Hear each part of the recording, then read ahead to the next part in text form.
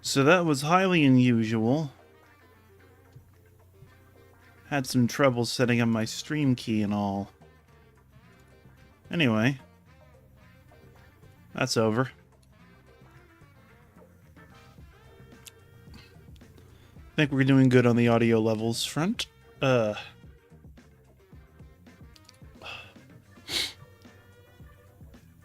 So, in non-stream news, I'm almost done with the rough cut of the first act of my audio drama. This is the roughest cut. It's nowhere near presentable.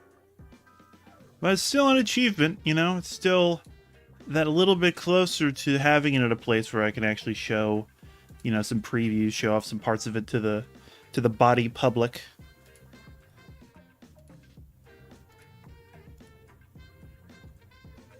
So yeah, that's a remarkable achievement, you know? Yeah. I find it interesting. I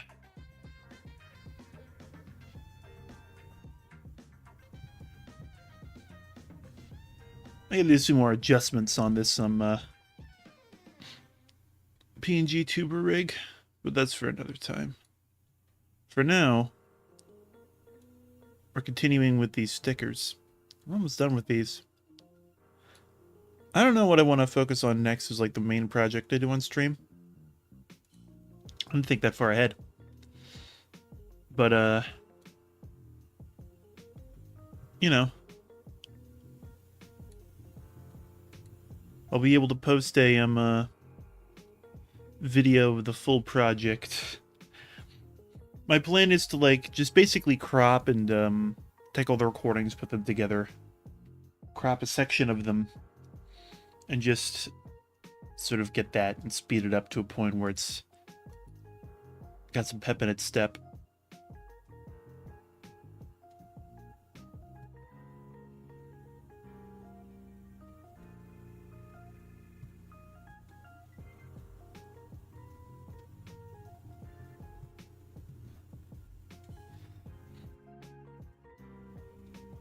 Alright.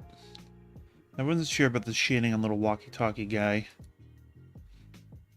After stepping away from it for a while, I'm just going to make one adjustment.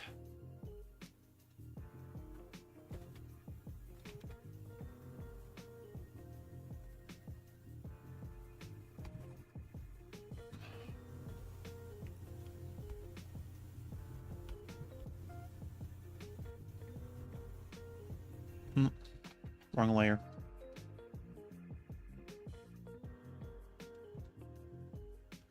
It's in the wrong group.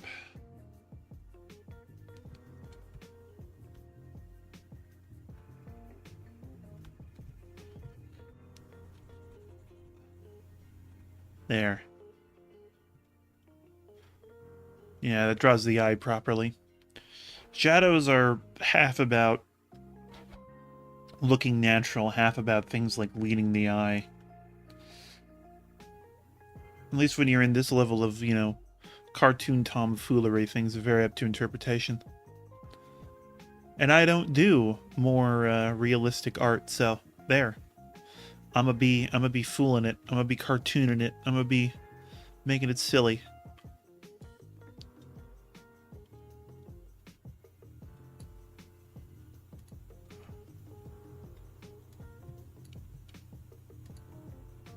Righto. So, where are we going? Last is to just repeat the process on these two fellows, and then we'll have a full set.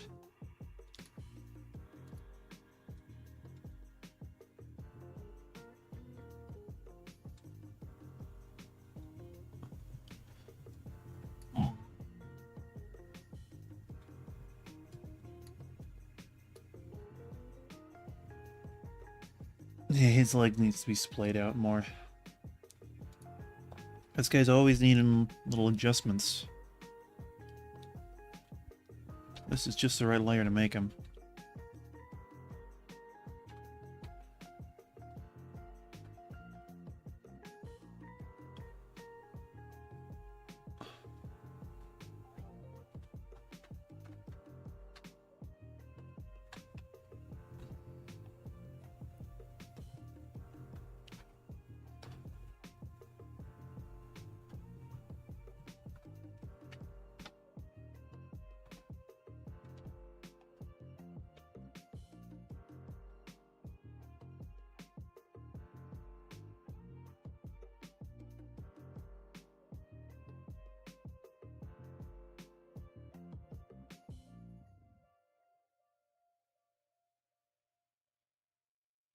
You know what?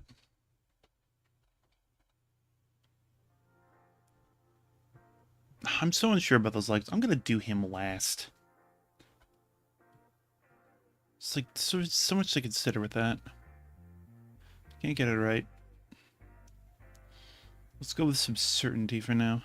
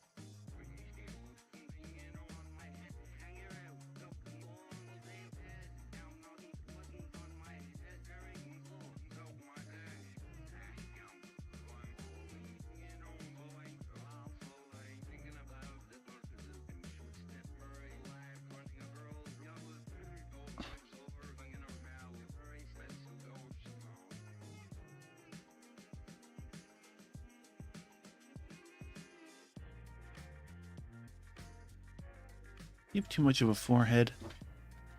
Yeah.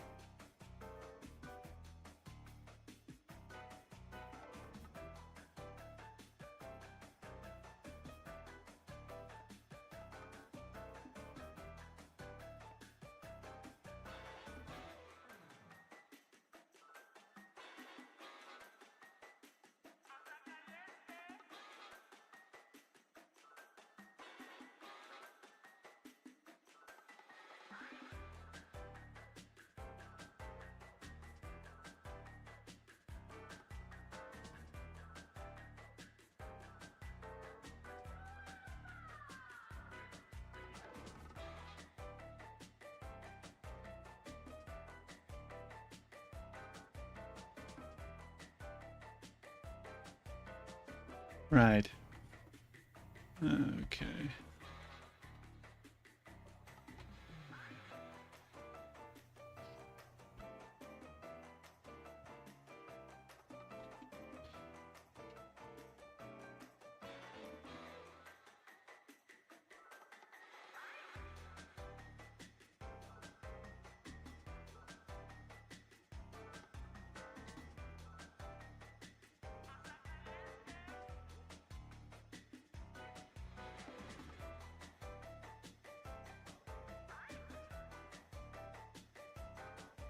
Now you see how this and this aren't lined up at all? That just happens sometimes. That's closer. No, not exactly, but it's a lot closer.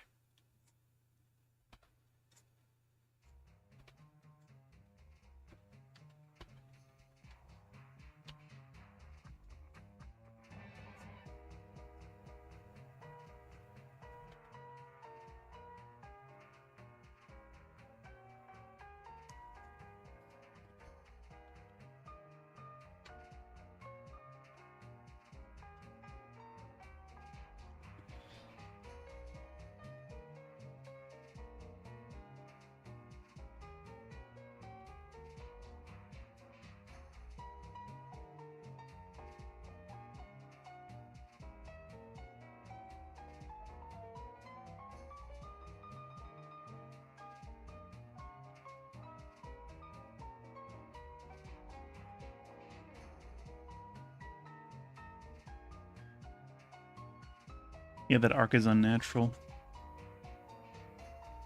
Straps don't arc like that IRL. We're at a much steeper angle than the straps in the real game here, but... Crying over spilled milk. Which, if you think about it at the time, like, when that term was coined, that would have been a much bigger deal. Like, because... Like, it used to be that you couldn't just go to the gas station and get milk. Like... excuse me.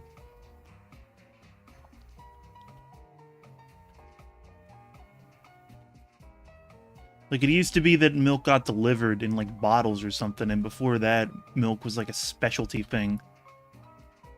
The idea of getting milk delivered, and you only get one bottle of milk per day, and if you drop it, that's it until tomorrow.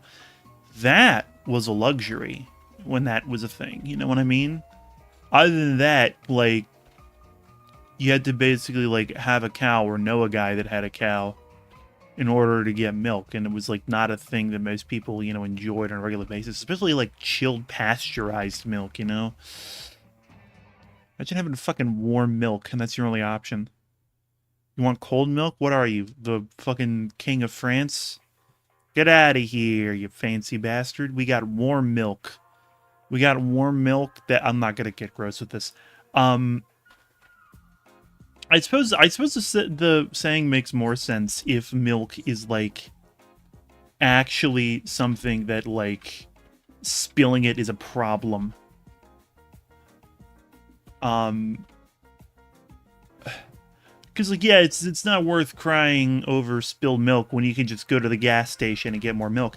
And, of course, the gas station is, I don't know if you know this, the only place you can get milk. What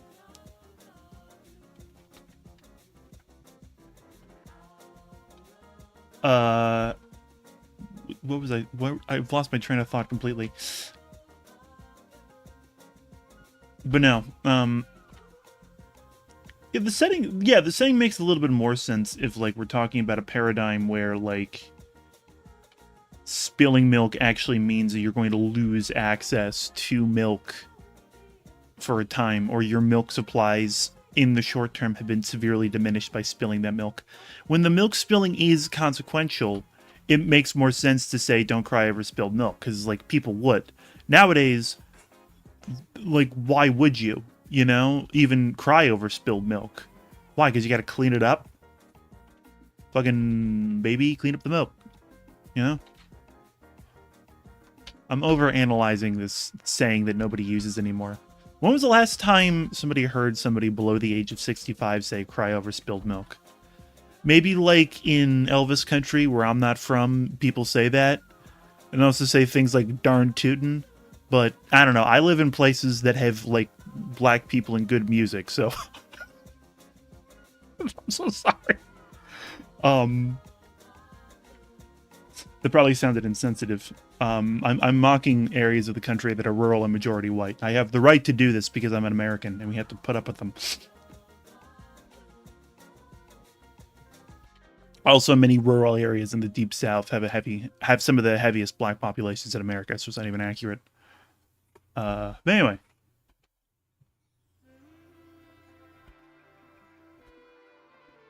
There we are.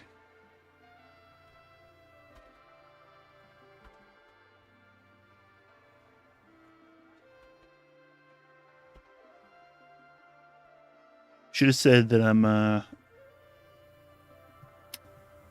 be more accurate to say I live in an area of the country that has Jewish people and good cuisine, because, like, you know, Jewish people are more concentrated than African Americans. Like, you find African Americans, it's like a lot of places you don't find African Americans. There's a lot more places you don't find many, if any, Jewish folks. Yeah, it's a better. In this, I'm calling myself out a lot more by saying that, you know, by identifying one minority that lives near me in noteworthy concentrations rather than another one. God damn, I feel like that's like, I don't know why I'm worried about saying something that's gonna offend somebody. I have like 3 viewers, and also my heart's in the right place. I love minorities.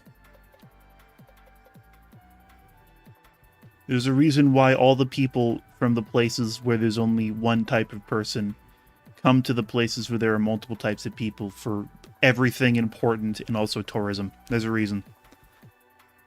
You can figure out what it is. Y'all can complain about fucking like the fucking crime shit you hear about on Fox News all you want. You motherfuckers still come here. You fucking eat at the wrong local restaurants. You go to our shitty tourist traps. You come here for all your medical needs because we're the only places that got good hospitals. You know what the frickin' score is. You're just fucking caterwauling. I complain about all those old people sayings, but then I say caterwauling. I am a walking contradiction.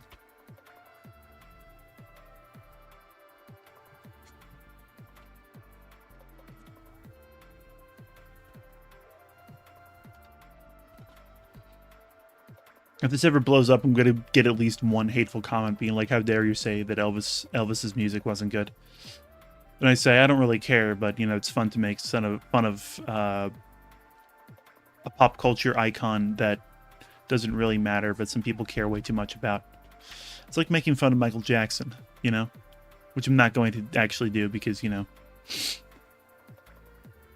there are significantly more people in my personal life who would stand Michael Jackson than Elvis, and I don't want to upset those people. Everybody else I don't care, you know? Or, damn, what's another one? You know, if it wasn't for whoever shot Tupac and Biggie, you could make fun of Tupac and Biggie, but you can't because they got shot. And it's like, you can't make fun of them because tragedy. And it's like, damn, yeah. It would be fun to add them to the list of pop stars that some people care about way too much, but other people don't really matter in the grand scheme of things. But they do matter in the grand scheme of things because they got shot, and it's like a trauma. It's like making fun of JFK, right? Like JFK had so much power that you can make fun of him anyway because he was a president, and you know you can always make fun of powerful people. That's always allowed. But like with Tupac and Biggie, you know they were prominent rappers, right? But they were not so prominent that they weren't also like genuine icons of the places they were from, which are these underserved communities. And it's like, can't make fun of them. Can't make fun of them, damn.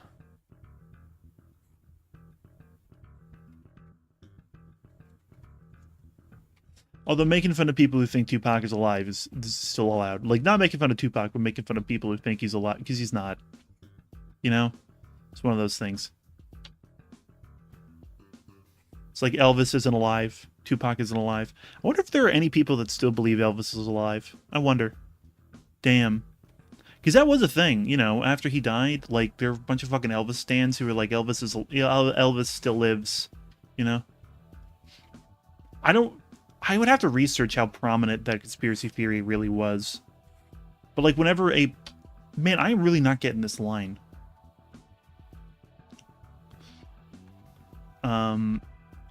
Whenever a prominent enough pop culture celebrity dies, there's always some people who were like, secretly they're alive, and it's like, who gives a shit?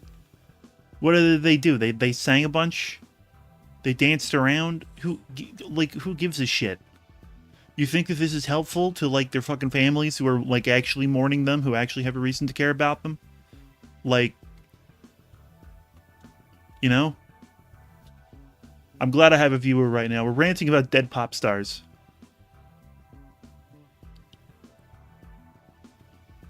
Oh, dear. I'm having to pull out a guide to get this line right. Where is... options? Okay, we're already on Snap. You didn't see too many alive rumors about Michael Jackson. Is it not snapping? It's not snapping.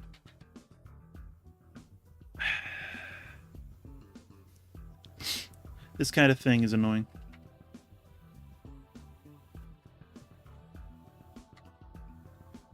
So entertaining right now. Watching me fiddle with the settings to get this cheat working.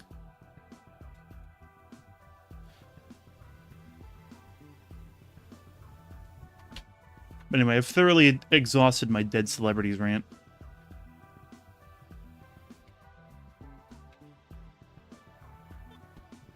But there honestly may one day be a stream where I look into, like, Elvis Presley conspiracies, because it's so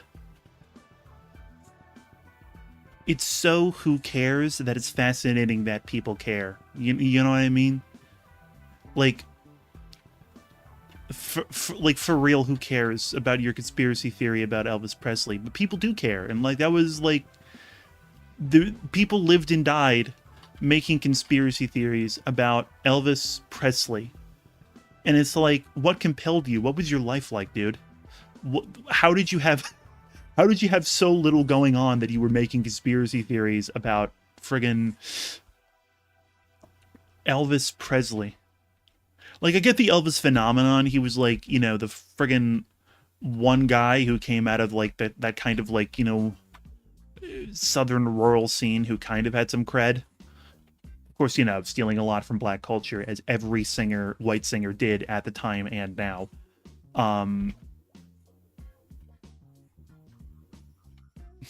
Like, it's not possible to make modern music without at least somewhat borrowing from black culture. It's just whether or not you're going to be respectful about it or be a prick. So, basically, F you, Tom McDonald. But that's a given. There's a lot of reasons to say that about Tom McDonald. But,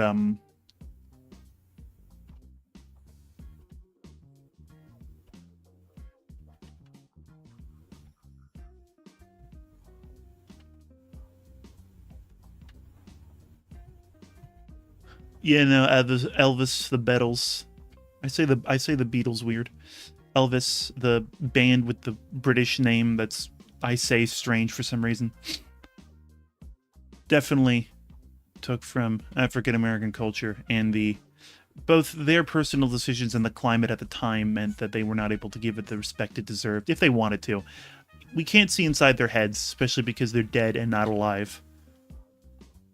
Damn, I wonder if there were people who'd, like, freaking set their clocks on the idea that John Lennon's still alive. Are there people out there who are like, no, goddammit, he's still living in, I don't know, where would they even think that John Lennon would, like, go to hide from the world to pretend that he's dead?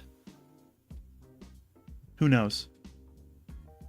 More people just blame Yoko for no reason. If you haven't seen it, Lindsay Ellis put out a good video on hashtag Yoko didn't do it. about how Yoko didn't break up the Beatles and didn't get her husband killed and didn't do any of the things that people say about her. I don't know if people actually claim she got Lennon killed. I think there are some people who do because they're freaking stupid. It's like they see an Asian woman, they're just like, it's on site. I don't like her for some reason. But no, to spoil the video, basically, actually, no, I'm not going to spoil it. Go, when this stream is over, go watch the Lindsay Ellis video on how Yoko Ono is completely innocent, and everybody saying that she broke up the Beatles is completely full of shit and knows nothing about the history or what was happening at the time. It's a very long-winded sentence I just gave there, but it's true.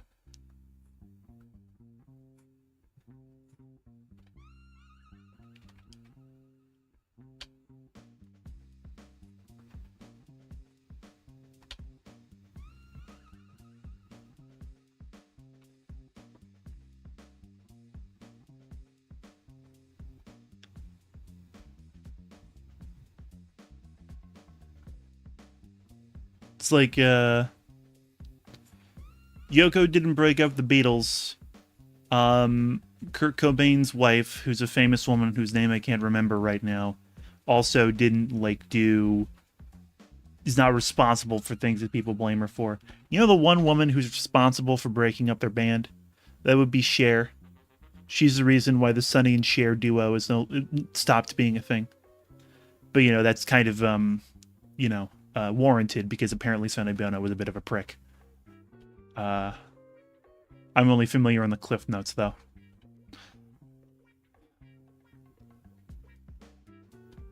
You know, I feel like people who complain about modern celebrities don't really know their celebrity history, because Cher existed. Like, there's a lot of good things to say about Cher. Like, she wasn't, you know, she there's a lot more cultural value to the world than the Hawk Tuah girl, that's for sure. But at the same time, like, Cher as a phenomenon, considering she's like was never a particularly good singer, and her celebrity was like one of those things where it's like, why is she famous? And like the reason why she's famous is just more kind of an amalgam of her ability to do show stuff and portray herself and build a brand. Like, the reason why she was famous is because she had business savvy, or at least borrowed, like, business savvy, or at least knew people who had business savvy, which is also business savvy. You know what I mean? Like, if your sole claim to fame is having good relationships with other famous people, that's a skill in and of itself. That's people management. That's why anybody cared about Ringo Starr after he went solo. You know? Like, legitimately, look it up. Like, Ringo actually had, for a brief time, he was the only Beatle having a successful solo career. For a brief time. He made a disco album and then people stopped paying attention to him. But, like, he stuck around, like, for a good, like, while. And it's because, yeah, no, he was, like, the nice Beatle. And he had all these good relationships with people outside the Beatles. So he was like, he was able to go to people and be like, yo, you want to help me out with an album? And they were like, yeah, Ringo, you're my pal. You're my bro. We're good. I fucking know you. You're a solid guy, Ringo. You're a solid guy, Ringo Starr. You're the best of them, Ringo Starr. And yeah, no, he was able to parlay that into like, you know, couple solo albums. Nothing to sneeze at. You know what I mean? He did not have the staying power of Paul McCartney or John Lennon because, you know, they were pricks and took some time to get on their feet and start producing solo stuff because they were pricks. That's not the reason. I'm over exaggerating how much Paul and John were pricks. I mean, John, no comment. Paul, I don't know. I'm acting like I know any of this shit. I'm just like repeating stuff I've heard like second or third hand here. But I don't know. It's fun because it's inconsequential. You can just call John Lennon a prick, and who cares? Really? It's John Lennon. He doesn't need defending. You know what I mean? Like, he's John Lennon. What am I gonna do? Ruin his image? Ruin his legacy? He wrote freaking he wrote "I Am the Walrus" for Christ's sake. Like, what could I possibly take away from John Lennon? You know what I mean? But no.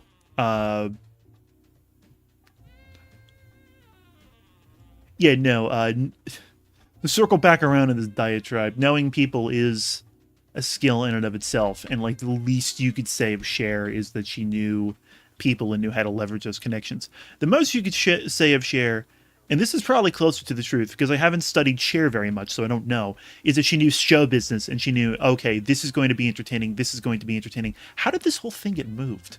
Look at this. Damn, I didn't even notice. What the hell? Okay, that was weird. Hard stop on my rant because my line art mysteriously moved. But anyway, yeah, we were talking about a celebrity that my mother probably knows a lot about, probably more than me. I don't know. Maybe she wasn't a Cher fan. Maybe Cher was for people just a little bit older than her, but like Cher was big in the 70s, and I feel like, I don't know, like from what I've seen, from what I've heard, from what I've witnessed, Cher was like, you know, one of those celebrities that like people didn't recognize. People like they had talent. As I was saying, their talent was more on the back end than on the front end.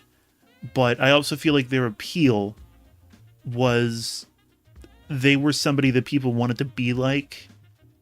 Like people, like a lot of rappers, you know, people listen to the rappers and they don't really listen to their music so much as they want to be them. That's the appeal of, like, I think 50 Cent and post rap makeover Drake.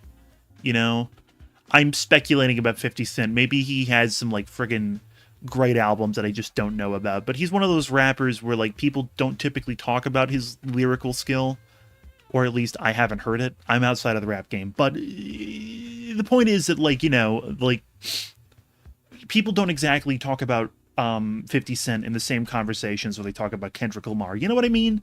And the reason why I say that is because Cent, at least from the outside, as a white male, 50 Cent really epitomizes the sort of stereotype of the rapper because he's big and muscular and wears a bulletproof vest, and he did that before it was cool, and his name is 50 Cent, and he, you know, it's like, it's very, very masculine, and like, I'm not even bashing his music because I haven't exactly listened to a lot of 50 Cent, but there's a problem where people who look like me, and you know, let's just say the skin tone of my avatar is not inaccurate, but people who look like me listen to rap to like friggin'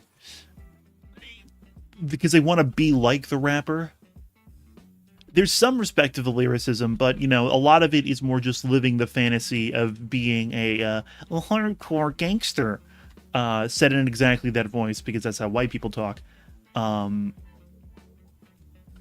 yeah, no, to again circle back around to the point I was like fucking getting off of. Like Cher seems like that for like women in the 70s. Like she represented a certain type of fantasy for, you know, boomers in their first marriage, if that makes sense. Hippies who had grown up a little bit, which I think my mother was just a few years too young for. What a diatribe. Imagine dropping in on this call out of nowhere and being like, oh, why is this guy talking about how old his mother was and Cher Bono? What the hell? I don't know if she still uses the last name Bono. I know so I know so little about Cher. But anyway, the point is that controversially, Cher was the Kim Kardashian of her day. Which is a person that I really can confirm that the main reason why she's famous, her main appeal is that people want to be like her, is Kim Kardashian. Like, you ask, why is Kim Kardashian famous? That's why.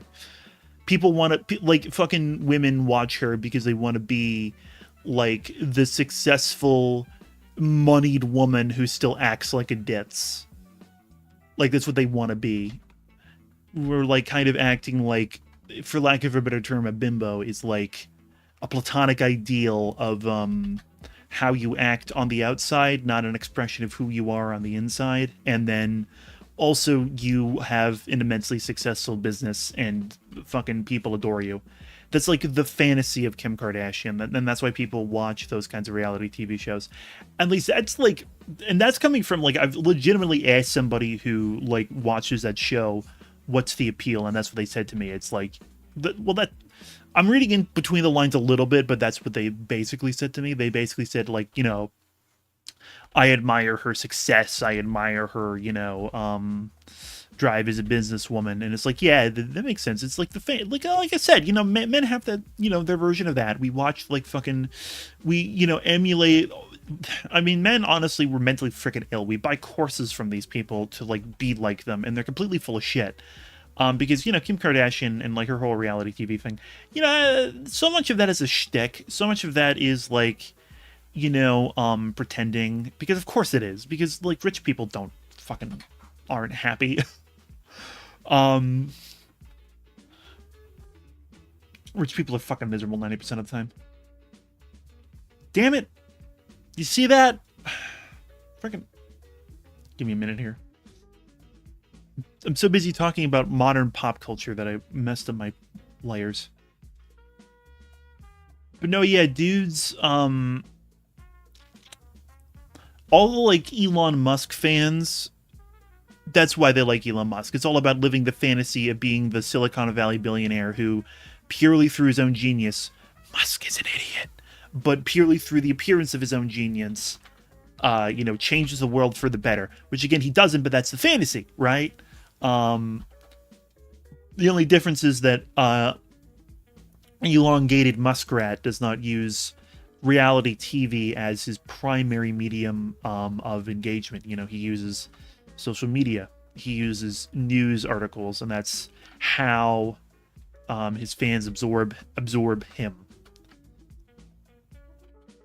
You know, the more I'm thinking about it, he really is a reality TV star. Like, not on reality TV, but like not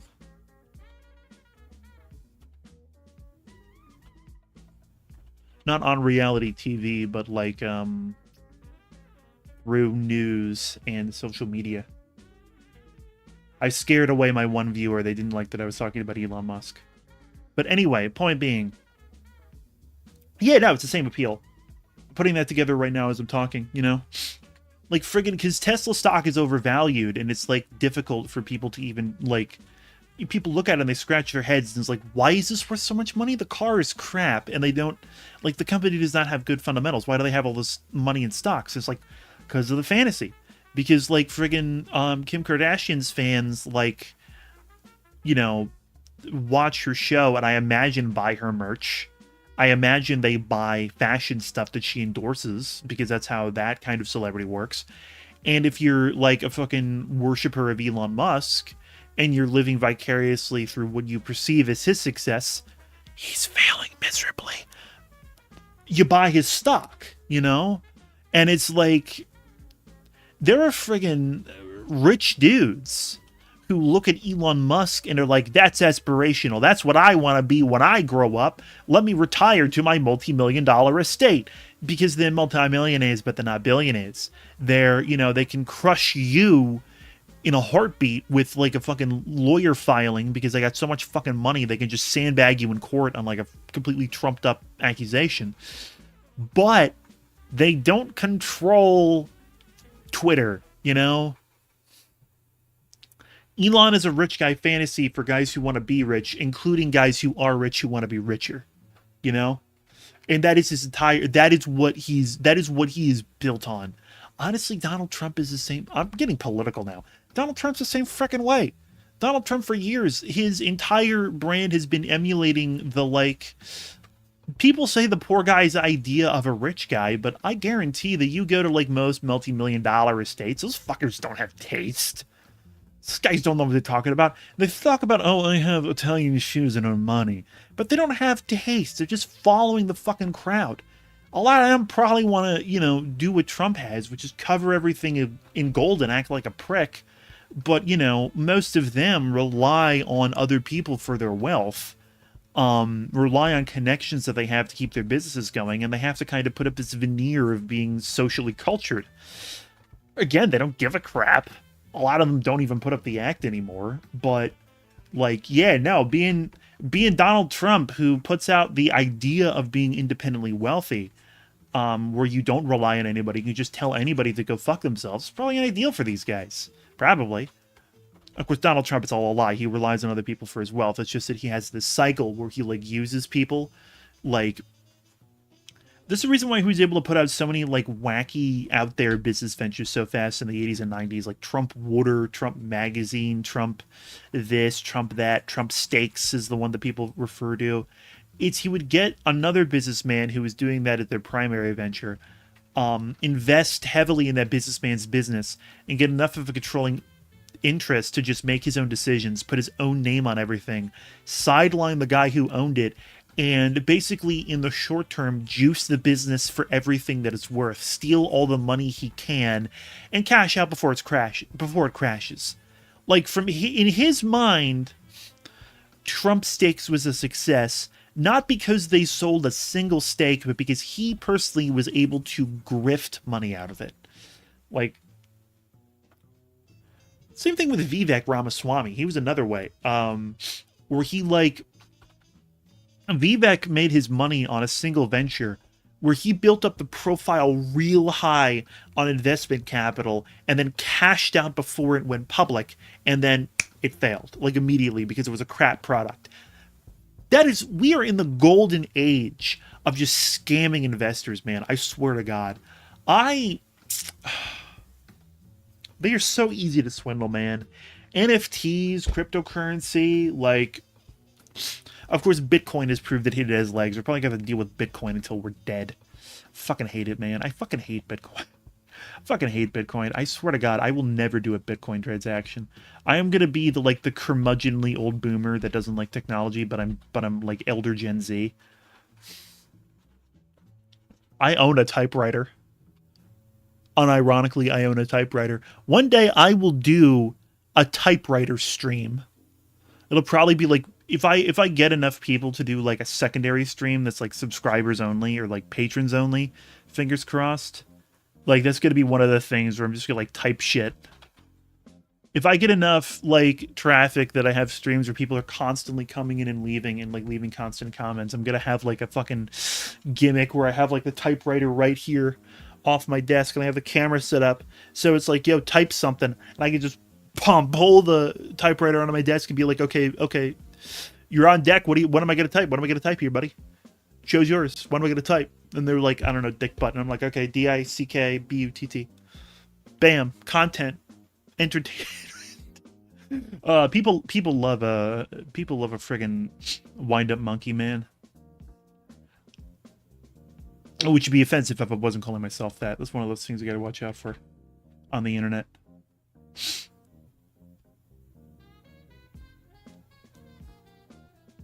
Anyway. What was I saying, man? Yeah, curmudgeonly out, I hate cryptocurrency. Bitcoin does have legs. Bitcoin has found enough people willing to use it for, I think transfers and transactions to get around government regulations. Like, the joke is that it's heroin money, and people still use it for that. But people are also using it. It's taken the place of gold, where the fundamentals of Bitcoin just aren't there. It exists because enough investors pretend that it exists for people that buys into it. That's the value of gold. There are investors who straight up legitimately will use gold as a reserve currency, and their willingness to do that is the main reason why gold has the price that it has. Like, gold is useful if you're NVIDIA and you make chips that use gold circuitry, but other than that, it's completely fucking worthless in this day and age. Like, nobody stores value in jewelry anymore. It used to be that, like, if you saw a woman wearing expensive jewelry, that was her bank account. Women couldn't open their own bank accounts, so giving them jewelry that was theirs and they could own and would stay on their body even if their husband died, unlike other things that would be repossessed or, given to next of kin. Like, expensive jewelry for women was like literally their fucking bank accounts that they could sell off the jewelry and have cash if they were in a bind. That's not true anymore, because women can open bank accounts, which is better for like a whole bevy of reasons. Oh, hey, you want a feminist talking point? Like, the way that women stole value in jewelry, that was the same thing slaves used to do. For the slaves, it was literally they would get a hold of a coin, and that would be like the only coin that anybody in their plantation would have, or anybody in their family would have. And so they would literally drill a hole in the center of it and wear it as a necklace to keep it safe and hope that it was still valuable. So if they ever managed to escape, at least they have something to trade. You know what I mean? Of course, it'd be worthless because there was a hole in it, and also they were slaves, so people would just be racist to them. But it was the idea. Anyway, parallels. Because women used to be regarded as chattel. Hooray! Politics, history, we're learning on this stream. Hooray. If my one viewer hadn't left beforehand, they would have absolutely left at that. I am glad they stuck around for like 17 minutes. That's good for this stream. I am streaming way too early to like get good numbers.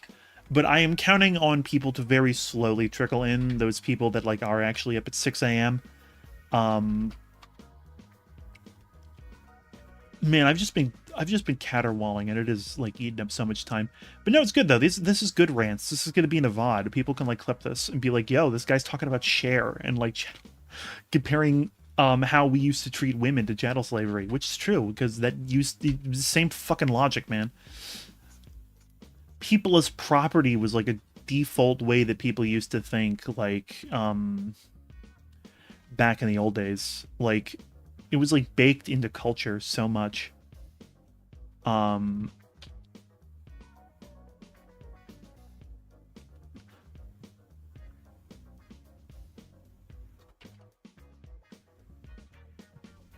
It's like it's like a default way of thinking where if you had power over somebody, you had absolute power over somebody, legally speaking, and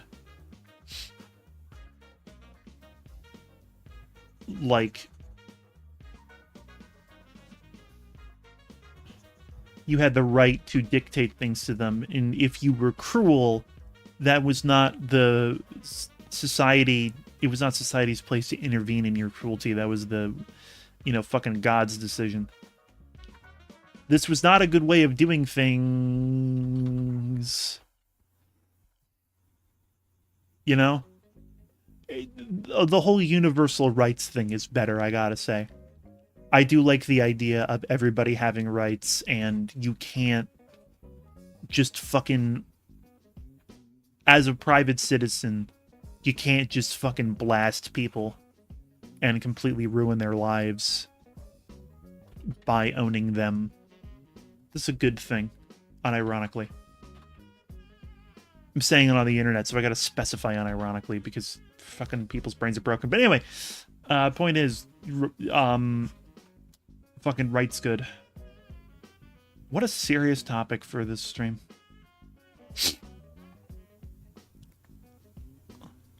I will be eventually streaming this on Twitch, by the way, simulcasting. I'm very interested to see if I get better numbers on Twitch in this time slot, because Twitch is generally better for live streaming from everything I can tell, especially because there are specific categories for what I'm doing. My intent is to advertise this more as a productivity stream than an art stream, and on YouTube, there straight up isn't a category for that, but on Twitch, there straight up is. I'm under how-to and style here on YouTube. I think that's the best thing for me right now. But I don't think that people do productivity streams on YouTube. I think that's mainly a Twitch thing. I think that mainly Twitch's audience does that. I just know I'm going to get, like, into trouble on Twitch, though. Their TOS is much more strict. I don't know. I'm counting on my good graces to see me through. I'm going to be one of those guys that says a cancelable thing, but I'm, like, in so good with everybody that they're just like, we know we didn't mean it. And it's true, I didn't mean it. Say something on accident while making a joke. Humor's banned, guys. The woke mob is one. See, things like that. That's completely ironic. I don't fucking... It's like fucking mocking the people who actually say that because they're fucking stupid. None of them are funny, people who say that. People who say, you can't be funny anymore because of woke. They're not funny. They don't know what a joke is. Their jokes are just, did you know that Asians exist? Oh, that's funny. It's like, that's it. That's fucking it, man. That's the extent of the fucking joke. I swear to God.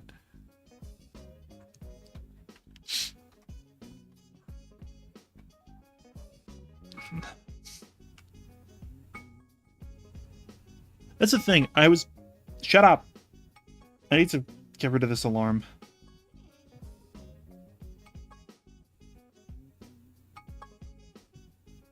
That was very unprofessional of me. Anyway, um,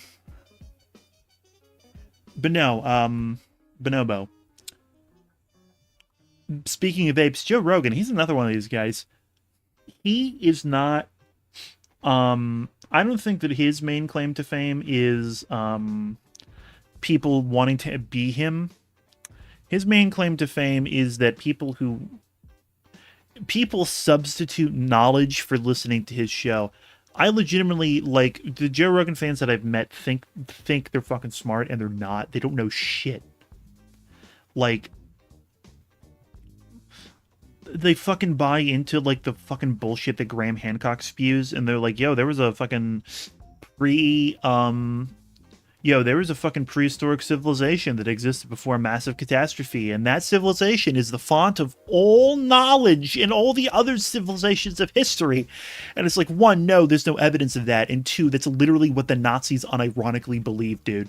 I'm not calling you a Nazi, but I am saying that, like, friggin', you probably shouldn't be accidentally copying their ideas if you aren't one, you know what I mean? Like, if you say war is good, you might not be a Nazi, but, like, they would agree with you, and the underlying supposition is unfounded. Supposition. The underlying idea. Why do I fucking say SAT words, dude? Anyway, point is that, like, yeah, no, people have Rogan, listen to Rogan, like, think they're fucking really smart because they think the Mayans had cell phones or whatever the fuck, and it's like, dude, you're an idiot. What the fuck are you saying?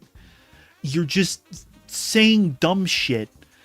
Like, there are some Joe Rogan fans I can't speak ill of because I'm still friends with them, but, like, there's one guy who, yeah, no, we haven't talked in months, and I haven't heard anything from them, and we ended on bad terms, so I don't know who's, I'm not gonna say who, I'm never gonna say who it is, because this is a private conversation, and you wouldn't know unless they decide to say, hey, that was me.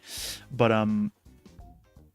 they, like, sent me a clip of Rogan where they were talking about the pyramids, because everybody's like, oh, they don't know how they built the pyramids. They know a couple of ways that they could have built the pyramids. We just don't know for certain which one it is. Like, we have a couple of methods that, like, you know, by this method, they could have built the pyramids with the technology that they had and the resources that they had, and the time that they had. Because especially probably the pyramids took longer to build than we typically talk about. Like, they say 20 to 30 years, and there's evidence that that was full of shit and it was longer. But anyway, no, yeah, it's like fucking ropes and pulleys. That's all of the ways. Ropes and pulleys. And ramps. Big dirt ramps. And you do those three things, you build the pyramids. We just don't know what exact configuration the ramps were in, the pulleys were in, the ropes were in. The documentation we have gives us basic ideas, but we don't know for certain. But it's like, that's how they did it. Ropes and pulleys. And ramps. And, like, this friend sent me this clip of Rogan talking with a guest about some bullshit, basically trying to discredit ramps, being like they would have had to build a dirt ramp bigger than the pyramids in order to build the pyramids. And it's like, yeah, that's totally reasonable. That's how scaffolding works. Like, yeah, that's not, because the ramp's made out of dirt, so you just pile up the dirt. It's, like, not as hard as laying down. There would have been mud bricks to, like, reinforce the dirt, most likely, but we're talking about, like, loose bricks. We're talking about, again, mud bricks, so just literally air-dried clay, or, like, clay dried in a simple kiln. And, like, yeah, so you put all that together, it still would have been a very resource-intensive process, but so was the whole building process. And keep in mind, they were building this as, like, a capital project to fucking give glory to their gods and their state, which was also their gods, because it was a fucking, it was a fucking imperial cult. Like, yeah, building a dirt ramp that's bigger than the pyramids by like mass or volume, yeah, it's totally reasonable. Like, the fucking scaffolding that goes around buildings is bigger and taller than the buildings. The fucking cranes are taller than the skyscrapers they build. That's how that fucking works. It's just that the cranes and the scaffolds are less technically impressive because they're made out of scaffolding material and crane material as opposed to building material. They're temporary structures as opposed to permanent, you know? Same thing with dirt versus sandstone bricks, you know? The fucking sandstone bricks are way heavier. and way heavier and also way tougher. I said way heavier twice to drive it home because that's how heavier they are. But yeah, no, that's the kind of thing where it's like, they fucking listen to some fucking guy talk about how the Mayans had cell phones, and then they go on the internet and they're like, I'm fucking Smarty McSmartpants because the Mayans have cell phones. And meanwhile, the Mayans are fucking chilling in the past, not having fucking cell phones because you listen to some motherfucker spill bullshit rather than actually do your research. And it's like so deceptive too because like Rogan will have people on who are smart, like Neil the Grass Tyson, whose name I'm going to say wrong on purpose because it's funny. They'll have people who actually say real shit, but the problem is that, like, if you are independently knowledgeable, you can listen to Neil the Grass Tyson and then listen to Graham Hancock say things that aren't true and distinguish the difference between them and actually make your own opinions. But a lot of his fans are people that like didn't pay attention in school and now didn't pay attention in school because they like fucking couldn't because they had ADHD. Actually, that's most of his fans. There was also a contingent who didn't pay attention in school because they didn't think school was cool. And like that's probably the rationale they used at the time, but it's ADHD. It's always ADHD, man. It's always ADHD. And literally, yeah, no, they get into the real world and they realize, oh, wait, actually, having knowledge is a good thing. And as an adult, being able to, like, talk in an informed manner about subjects and be smart is just a really good social skill to have. Being able to have intelligent conversations with people is, like, a thing that actually marks you as a person of interest in the world.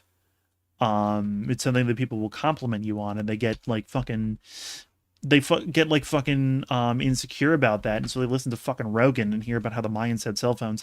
Nobody on Rogan has ever said that the Mayans had cell phones. That comes from a Tumblr meme, but that's like fucking evocative of the bullshit that he spews. Like the Younger Dryas Impact, fucking alien visitations. They're about as credible as the Mayans having cell phones. I'm sorry. Like, Alien, there is life somewhere else in the cosmos, but the thing is that space is literally too big. There are too many fucking stars in the Milky Way only for there to be a reasonable chance that even a fucking massive interstellar civilization is going to visit Earth. Like, I feel like people just don't crunch the numbers, dude. Like, 400 billion stars, how many planets? Period. Do you have any idea the fucking logistics of that? Even if you had the power to fucking blink around the stars like it's nothing, the idea that like just randomly the aliens would show up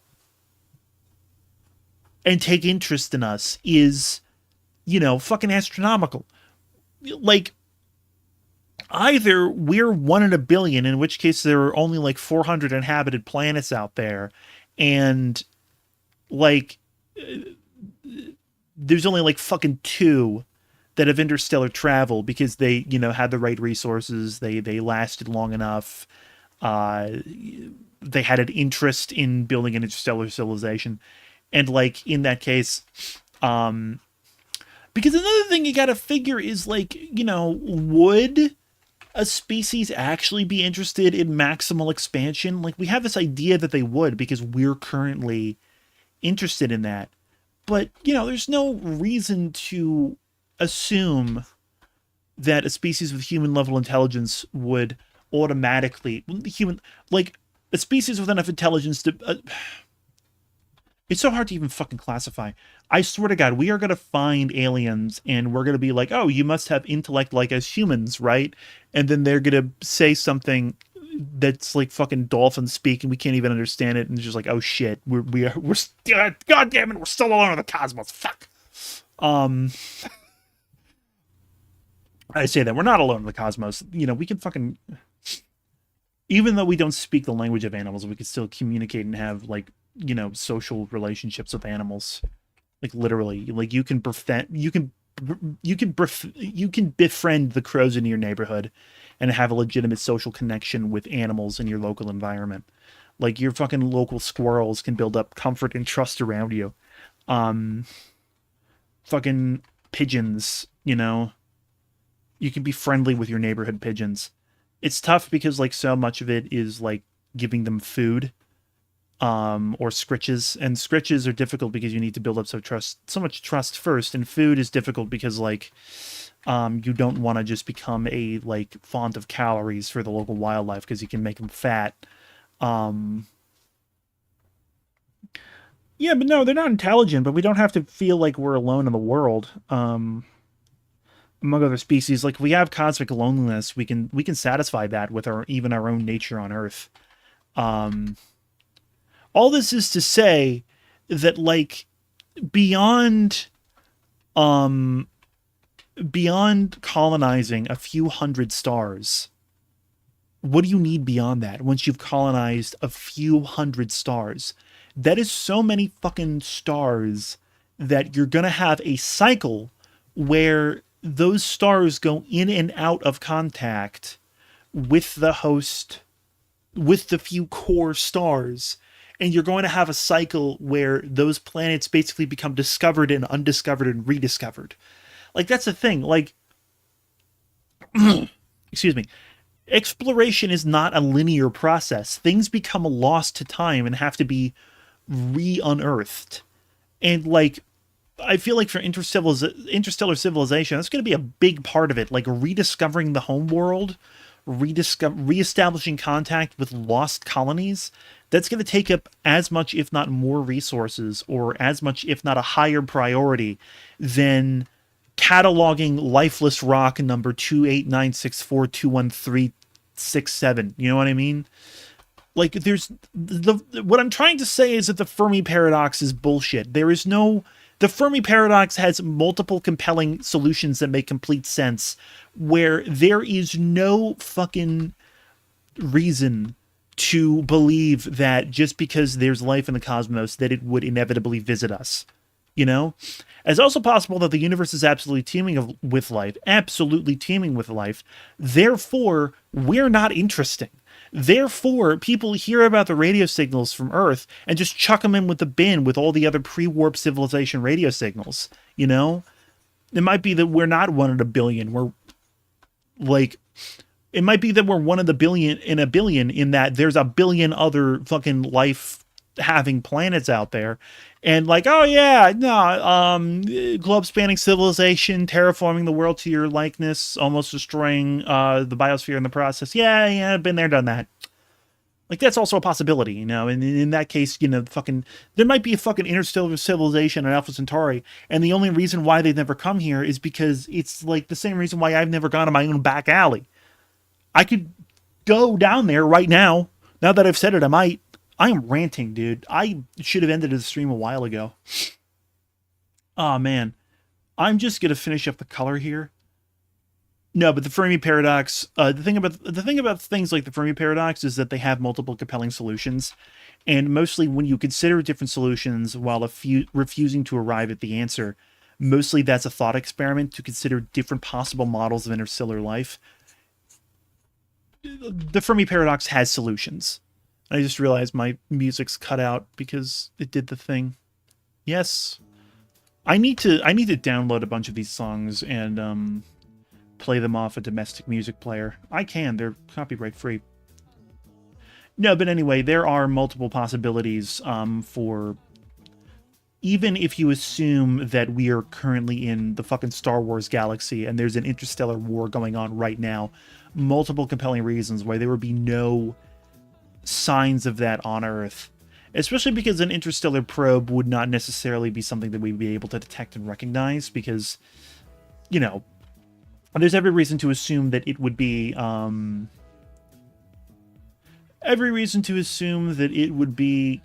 it would try to be undetectable for a litany of reasons.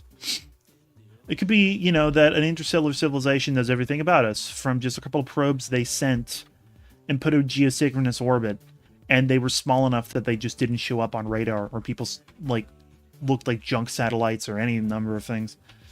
Anyway, there's no reason to believe any individual there's no reason to believe any individual example of alien fucking visitation on Earth is real, especially because a lot of them have explanations that make a lot more sense. What I'm basically saying is don't pay attention to the fucking alien disclosure Senate hearings. All right. Rant over. I have gone overtime. It was all worth it. I had a viewer for about 17 minutes. It's more than I've had in the past. It's all about slow growth, ladies and gentlemen. All about slow growth. Oh, boy. And with that, okay. With that, we sign off. My weekly gaming stream is going to be tomorrow because I'm doing something tonight. I'm doing... So, yeah. Excuse me. Oh, my God. Excuse me. I'm going to be occupied tonight. So, that'll be tomorrow. We're going to be doing Disco Elysium and also other things. Disco Elysium does seem to be, like, the thing that, like, people in my audience are looking for, or at least what YouTube thinks is my likely audience. And I'm really enjoying Disco Elysium streams, so I'm going to keep doing that. I'm going to get people on that. I'm going to eventually compile my Disco Elysium videos into a playthrough. Stuff, things, stuff, etc., etc. Good morning good morning to you, because it's friggin' 7:13 in the morning. Yeah, 7:16. I was wrong. Anyway, bye.